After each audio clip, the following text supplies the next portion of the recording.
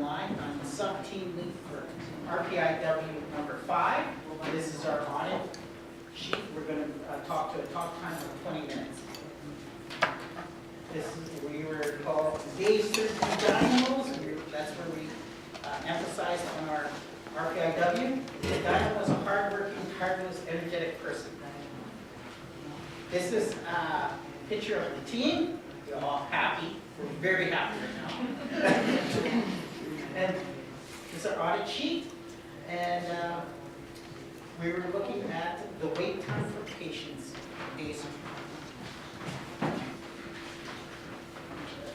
Hi, I'm Terry Fjeld. I'm the team lead for RPIW number 5.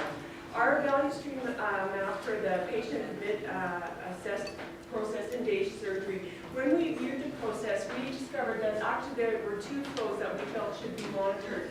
The first one was the patient flow, and what the process was the patient checked in with the volunteer, then they waited. Then the patient was roomed and changed. Then they went through the admitting assessment process, and then there was more waiting involved before they were then moved to the OR. The second flow was the flow of the nurses. A nurse would call and then walk the patient to the room. She would then room the patient, then head back to the desk while they were dressing that. But an important thing to note is that they spent like almost 7 minutes of charting time, and so that also added to the patient waiting in the room. The nurse then completed the assessment, escorted the patient then again for more waiting, and then she worked on more charts. In our target metrics, there's a couple of areas we really thought we could make improvements on, and a lot of it was mostly in the walking distances. So in day surgery for the nurses, they were, for an average process, they were walking 350 feet. We felt we could reduce that in half. And OR scheduling, walking for forms, 292 feet. Again, we felt we could reduce that. Part travel distance, 100 forms. Traveling, scheduling to pick up forms, 146 feet they traveled. We felt we could make a big improvement on that. Important metrics here to notice is that in most of our processes, we noticed that there really was no standard working place. Another metric we'll touch base with some improvement later is our capacity metrics, more so for the number of rooms available for post-op. Our tack time calculations, so our tack time was a tack time of 16 minutes, but one thing, important thing to note, that this was for pre-op processes only, post-op was not included in this calculation. I'm Dawn Borfire, I'm RN in day surgery. One of the ideas we had to eliminate some of the steps was to rearrange our admitting and post-op rooms and things like that. So what we did was we made one hallway, a pre-op hallway, and one hallway, a post-op hallway. Here you can see this is the pre. A nurse would walk maybe about 393 feet in total for an admission and taking the patient down to the waiting rooms and everything. Now after we changed things around and moved our admitting rooms just over to this side over here, the nurse, we got feet down to like maybe about 200 feet, 231 feet. So we didn't break it in half, but we did bring it down quite a bit. These are some of the times that we observed. This one is pre. You can just pull it down so you can see that this is pre. Pre, we were looking like somewhere around about a half an hour mark from the time that the nurse first saw the patient till the time that the chart was complete and that person was ready to go to the OR. Okay. No, this was pre also, and it's just like the combination sheet goes with the first one. But it just shows some of the walking time that the nurse had to do and things like that. So that's, and then post, we got that admission time to under 20 minutes, just by saving steps. Okay, we were closer to the desk, easier to get to the phone if it rings, back and forth. So we did save time there. And then again, this shows very little walking time. Okay. This is the percentage. This chart just shows that how much full-time nurse you need to do this job of a day. And pre, we needed 1.8, and post, we got it down to a 1.4. So I'm not sure on how all the calculations worked out and everything, but we did bring it down. We've made a standard work form for the RN and the LPN in day surgery. So now we're using maybe about a 25, 26 minute that it would take to do the whole thing. And then along with the standard work form, we also have the skills training schedule, and we're going to make sure everybody is trained and aware of everything that's going on by August 15th. Okay? We have to give it a little bit extra time because holidays and things. And then again, this one here is for the volunteer, and that's their standard of work form. And then again, they also have, a skills training schedule, and they've already started to train some of their volunteers. So that everybody by Monday will know that they need to be bringing the patients right down to the waiting room now. Okay. Hi, my name is Jane Antoine, and I'm an RN on pediatrics. And I'd like to talk today about the patient flow, how we worked on that. And I'd also like to, how we know that lean is about eliminating waste. So I actually made my points on Holy Family letterhead that was found in the day surgery department. So anyway, when we bring the patient into the department, this is pre-Kaizen. And you will see that the total time was 63.27 minutes for this patient from the time that the patient was checked in to the time that he was taken to the OR. Then, as you can see, we have a standard work combination sheet, and it does take a look that we had a total of 18.1 minutes of value added and 12.5 of waiting time. And you'll look at the tack time of 16 minutes. It does look like we have gone past that time there, which we did, but some of that was based around patients arriving early and going to the OR later. So we were working to reduce that. So again, if you see our pre-Kaizen numbers, it was anywhere from 59 minutes to the time that the patient was picked up to 2 hours.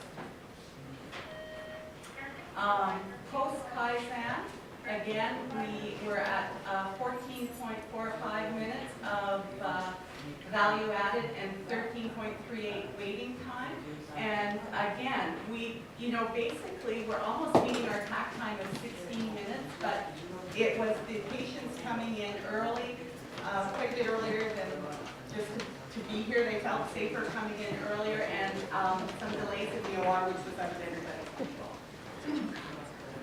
As you can see the spaghetti diagram, pre-Kaizen, when the patient came in, they went over to this area, which is now the post-op area. They got their admission, then they had to swing way back again over to the waiting room.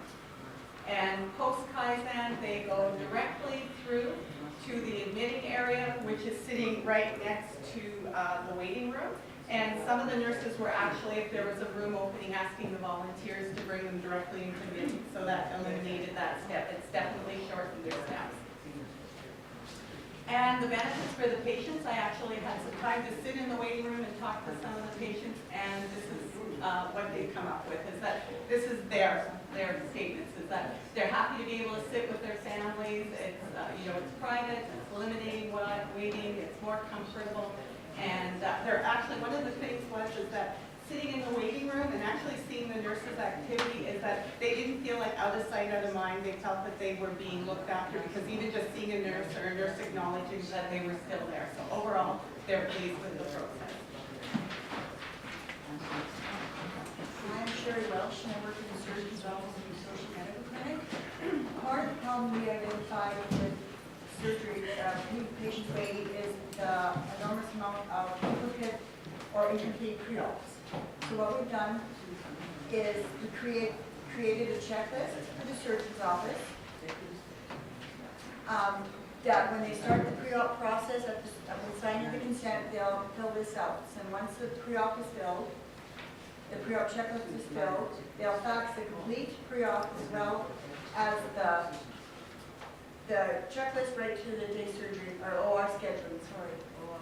Here is the standard of work for the surgeon's office, and it takes very minimal time to do these checklists. We've also started the training process and will continue, and hopefully everybody will be trained by the end of July.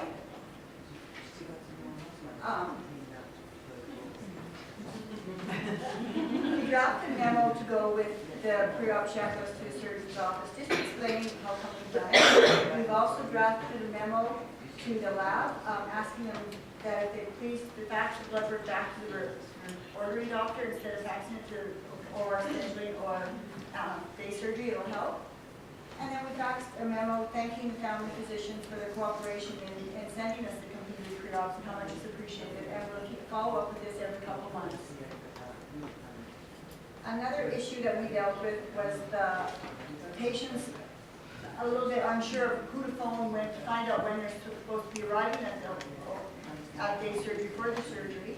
So what we did was we revamped the patient handout that the surgeon's office gives them, and all their information that they need to know, the phone number, where to phone, when to phone, is all highlighted, and it gives ownership of this paper to them, so they're less likely to destroy it. We also did one for the pediatric surgery patients as well. Hi, my name is Patrick Quentin. I'm an OR scheduler. This is our summary of labeling and putting charts on clipboards. So what we've done is we're doing a trial run. This is the completed clipboard that goes to day surgery. It'll have the person's name on it. So we're doing a trial with client access that we are getting everything ready in the office now, and the card does go out there at 4 o'clock every day, and then in the morning comes back to us, which it will be completed. And we have done a standard work form with the girl from the office that's doing it step by step, that there should be a no-fail for it to come back to our office as complete now.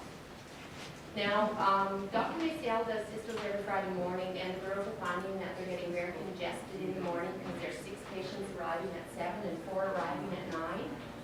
So our solution to that was we're going to book 2 people at 7 o'clock, and then we're going to stagger them every half hour after that, and hopefully this will help. And this is a chart of the pre-op packages. So they went through them, and they found that there was 8 standard for all the surgeons.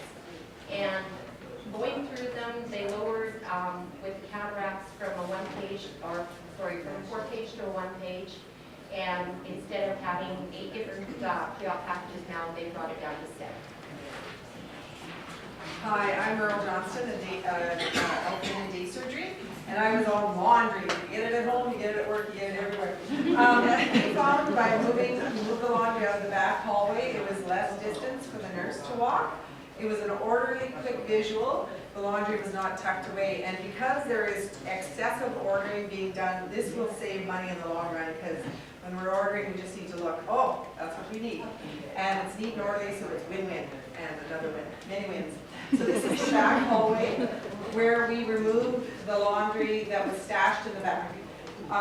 What our future plans, we'd love to have lockers in there. That would be so convenient for our cysto patients. And but this is where the new laundry is. So the nurse just has to go along. She just has to pick, and boom, she's in the room. And it's all in the orderly fashion. This is the back, also on the back wall, there was a little desk that we found, surprise, like we had some usable space for our sister girls. She had her chart there, and due to the privacy wall, it was hidden from the TV room. It was just awesome, and she was so happy this morning that you couldn't wipe the smile off her face. So that was another win, and there it is again. And so that was a good thing. Now, here's our little day surgery robber that he's sneaking in. He can go to the back hallway and steal their belongings. That's where the sister girls hide. Rats! They locked them up on me, so we really like that. That's our dream. This is for me to draw. The overall benefits of this continuous improvement, we found like the benefits of the 5 that I found.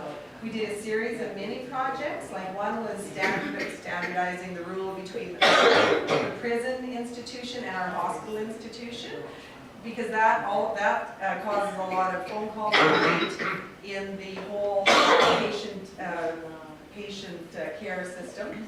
The standard worksheets are very helpful, and making the changes, we write them down, and that way, with the multiple skill training, I think that would be great with our staff, because that was their big complaint. Nobody told me. I had no idea. Now it's written down. We have a reason. So this process is very exciting for me to see, and it also keeps us on track. And also, I found with this whole process, it was very helpful. We understand the power of different departments, and I've gotten to appreciate lots of people in different departments, and a great bunch of people we're working with here. Good afternoon, I'm Ian Johnson from the maintenance department. I had the opportunity to work on some 5S'ing this week. The first one was OR scheduling shelf, starting with the score 2.1, we'll show a picture of that. That was full of forms, you can see this one here, full of forms that nobody used or knew where they were. Close up of that. Nobody knew why those forms were there, so I got to take them away. There was a 60% reduction in the total space on that shelf. Those are now usable OR packages, so they're where they need to be. Reduce the traveling time as well. There's slate card. So that went from a 2.1 to a 3.8. The next area was in day surgery itself. That scored 1.8, and we had a cart in a patient room that was full of empty forms and the completed forms, and it was taking up an enormous amount of space. We started to clean it up, starting to look almost like a patient room. Now it does look like a patient room. We actually gained 2 beds out of this, 2 usable beds. Also, the usable space, unusable space where the 2 printers, or the printer and the fax machine was. Next. Privacy issue, we had an OR slate cart that anybody could walk by and read the names. So we had to find a place for that. We moved the shredded boxes, put the OR cart, slate cart there, and the printer and fax on top. And then we turned that area into usable space to store those forms. And that increased the score to a 3.2. The next is just a little waiting area. All those are upside down.